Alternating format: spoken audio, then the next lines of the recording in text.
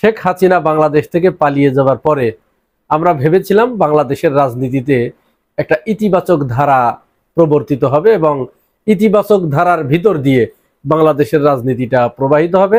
সেখানে থাকবে বিএনপি, থাকবে জামাত ইসলামী, থাকবে এনসিপি এবং অন্যান্য ছোট ছোট গণতন্ত্রপন্থী যে দলগুলো রয়েছে, 24-এর গণ অভ্যুত্থানপন্থী যে দলগুলো রয়েছে, এরা বাংলাদেশে নেতৃত্ব দেবে এবং সবাই মিলে বাংলাদেশটাকে আবার নতুন করে নতুন পথে নতুন গতিতে এগিয়ে নিয়ে যাবে। কিন্তু আমরা হতাশ হচ্ছি, যত দিন যাচ্ছে তত আমরা দেখছি আওয়ামী লীগ বিদায় নেবার পরে বিএনপি আওয়ামী লীগের পুরনো সেই ধ্যান ধারণা, পুরনো সেই রাজনীতি, ওই গণ্ডি থেকে বিএনপি বের হতে পারে নাই। তারা আওয়ামী লীগ যে ধারার রাজনীতি করে গেছে, শেখ হাসিনা যে ধারার রাজনীতি করে গেছে, সেই ধারার রাজনীতিতে ক্রমাগতভাবে দ্রুত গতিতে এগিয়ে যাচ্ছে বিএনপি এবং ছাত্রদল।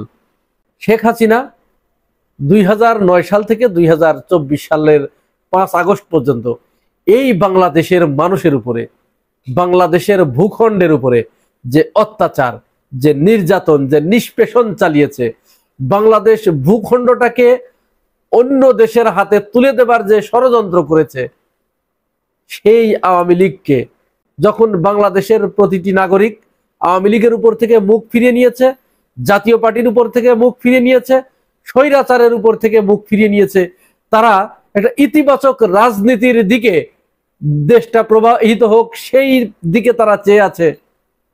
ঠিক সেই সময় দেখছি সেই বিএনপি আমাদেরকে বারবার হতাশ করছে এবং হতাশার মাত্রা এত গভীরে চলে গেছে এবং এত উচ্চ পর্যায়ে চলে গেছে যে এখন আমরা তাদের কাছ থেকে আর কোনো কিছুই আশা করতে পারছি না। তার প্রধান কারণ বিএনপি যে রাজনীতি শুরু করেছে, সেই রাজনীতিতে তারা মুখে বলছে বারবার যে জামাত ইসলাম আওয়ামী লীগের সাথে আঁতাত করছে, ডাকসুতে ছাত্র শিবির ছাত্রলীগের সকল ভোট পেয়েছে, এটি তারা মুখে বলছে, অথচ বাস্তবে ভিতরে ভিতরে তারা আওয়ামী লীগের ভোটগুলো পাওয়ার জন্য হেন কোনো কাজ নেই যা তারা করছে না। ভাই, আপনি তো মুখে বললে হবে না, আপনি মুখে যখন বলছেন এক, আরেকজনের উপরে দোষ চাপিয়ে দিচ্ছেন আর আপনার কার্যক্রমে সেটার প্রমাণ পাওয়া যাচ্ছে, তখন তো এই বাংলাদেশের মানুষ বারবার বলছে, এই বাংলাদেশের মানুষটা এত বোকা নাই এখন আর। এখন 90 সাল নয়, এটা 2025 সাল। আপনি তাদেরকে যাচ্ছে তাই বলে, হ্যান ত্যান বলে বোঝাতে পারবেন না। আপনি নিজে পশ্চাৎ বায়ু ছেড়ে বারবার অন্যজনের উপরে দোষ চাপাবেন, আর যারা আশেপাশে থাকবে সেই পশ্চাৎ বায়ুর দুর্গন্ধ যাদের নাকে প্রবেশ করবে, তারা বারবারই আপনার কথা মেনে নেবে যে অমুক, হ্যাঁ ঠিক অমুক। কিন্তু তারা তো একটা পর্যায়ে গিয়ে খতিয়ে দেখা শুরু করবে যে আসলে কোন জায়গা থেকে উৎপত্তি স্থলটা কোথায়, এটি তারা বের করার চেষ্টা করবে এবং তারা সেটাই করছে। আপনি জামাতের উপরে বারবার দোষ চাপাচ্ছেন, অথচ আপনি ভারতের পত্রিকায় সাক্ষাৎকার দিচ্ছেন যে আমরা জাতীয় পার্টি এবং আওয়ামী লীগকে নির্বাচনে চাই। আপনি জামাতের উপরে দোষ চাপাচ্ছেন যে ছাত্রলীগের ভোটগুলো জামাতকে দেয়া হয়েছে, অথচ আপনি আপনার নেতা কর্মীদেরকে দিয়ে আপনি স্লোগান দিয়েছেন আওয়ামী লীগ বিএনপি জাতীয় পার্টি ভাই ভাই, ধানের শীষে ভোট চাই। এটি তো আমি বানিয়ে বলছি না, আপনার নেতা কর্মীরা স্লোগান দিয়েছে। এই শুনুন, বিএনপি বলেন, আওয়ামী লীগ বলেন, জাতীয় পার্টি বলেন, আমরা সবাই ভাই ভাই, আমরা সবাই ভাই ভাই। আলহাজ শাহজাহান চৌধুরীর পক্ষে ধানের শীষে ভোট চাই। আগামী দিনে আপনারা সবাই শাহজাহান চৌধুরীকে ভোট দিয়ে ইনশাল্লাহ জাতীয় সংসদে পাঠাবেন ইনশাল্লাহ। স্লোগানটা দিয়েছে কে? এই যে বিএনপির এই নেতা স্লোগান দিয়েছে। তার বিরুদ্ধে কি বিএনপি এখনো পর্যন্ত কোনো ব্যবস্থা নিয়েছে? না, নেয় নাই তো। আর দলীয় নেতা কর্মী এই কথাগুলো কখন বলে? যখন আপনার পরিবারে, যখন আপনি উঠতে বসতে খাইতে সমস্ত মুহূর্তে আপনার পরিবারের সামনে আপনি যে গল্পগুলো করবেন, যে কথাগুলো সেখানে প্রকাশ করবেন, আপনার সন্তান সন্ততি অন্যজনের কাছে গিয়ে সেই কথাগুলোই বলবে, সেই টোনেই কথা বলবে। তো এগুলো বিএনপির দলীয় ফোরামে আলোচনা হয়। তারা এই চিন্তা ভাবনা করেই রেখেছে যে আওয়ামী লীগের ভোট তাদের দরকার, আর সেই আলোচনাগুলোই তো তাদের দলীয় নেতাকর্মীদের বেফাস বলতে চায় না, কিন্তু ওই যে স্লিপিং অফ টাং মুখ দিয়ে বের হয়ে যায়, তখন তাদের কিছুই করার থাকে না। এগুলো তাদের এই দলীয় নেতাকর্মীদের এই তৃণমূলের কথা নয়, এটি আপার লেভেলে আলোচনা হয়, সেই কথাগুলোর ছিটে ফোটা ওখানে যায়, যার কারণে তারা এটি বলে ফেলে। তাহলে এটি তো হলো না, আপনার কথার সাথে আর আপনার ট্যাগিং এর তো মিল পাওয়া গেল না। তো উৎপত্তি স্থল, ওই পশ্চাৎ বায়ুর দুর্গন্ধের উৎপত্তি স্থল তো জনগণ খুঁজতে শুরু করেছে যে ঘটনাটা কি। আপনি বলছেন ছাত্রলীগের ভোট শিবিরকে দিয়েছে, অথচ আপনি যখন ডাকসুতে কমিটি গঠন করেন, হল সংসদের 54 জন ছাত্রলীগের নেতাকর্মী থাকে আপনার কমিটিতে, আপনার নেতাকর্মীরা স্লোগান দেয় আওয়ামী লীগ বিএনপি জাতীয় পার্টি ভাই ভাই ধানের শীষে ভোট চাই। আপনি ভারতীয় পত্রিকায় সাক্ষাৎকার দেন যে জাতীয় পার্টি এবং আওয়ামী লীগকে নিষিদ্ধের পক্ষে, বিএনপি নয়। আপনি বারবার উঠতে বসতে বলেন যে কোনো রাজনৈতিক দল নিষিদ্ধের পক্ষে, বিএনপি নয়। তাহলে এগুলো কেন বলেন? এগুলো আমরা বুঝতে পারি না।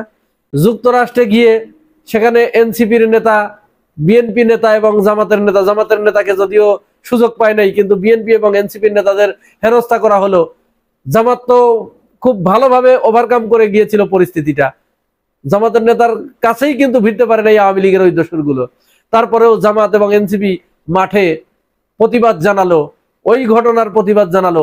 আপনারা তো একটা বিবৃতিও দিলেন না। কই, আপনাদের বিবৃতি তো চোখে পড়ে নাই, কারণ আপনারা ভেবেছেন বিবৃতি দিলে যদি আওয়ামী লীগ অখুশি হয়। বরং বিএনপির নেতা এটি বললো যে না, আমাদের মির্জা ফখরুল ইসলাম আলমগীর হেনস্থার শিকার হয় নাই, অস্বীকার করলেন, বেমালুম অস্বীকার করলেন। এগুলো কি? অথচ আমরা তো দেখছি তৃণমূলে এখনো আওয়ামী লীগকে যেখানে বিভিন্ন জায়গায় ধাওয়া দিচ্ছে, আওয়ামী লীগকে ধরে পুলিশে দিচ্ছে, তাদের সমস্ত অপকর্ম রুখে দিচ্ছে, এই বিএনপির তৃণমূল পর্যায়ের নেতারাই দিচ্ছে। তো আপনার তৃণমূল চাচ্ছে কি, আর আপনি করছেন কি? আপনি তো আপনার তৃণমূলকে ক্রমান্বয়ে হতাশ করছেন।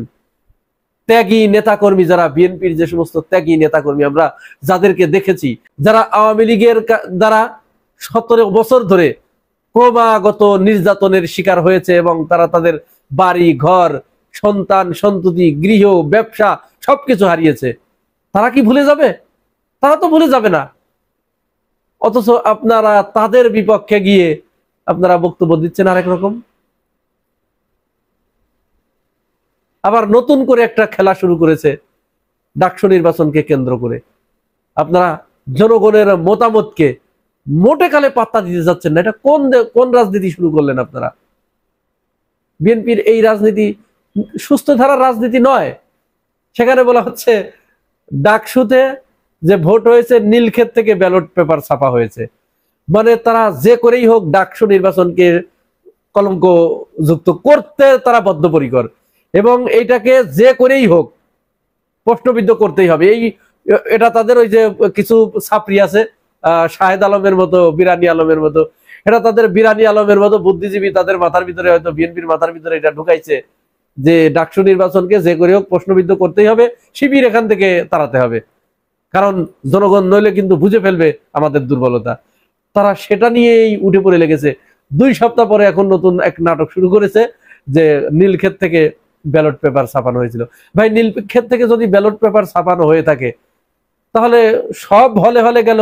এটা কি জগন্নাথ হলে আপনারা মনে হয় বাদ দিয়ে দিছিল না?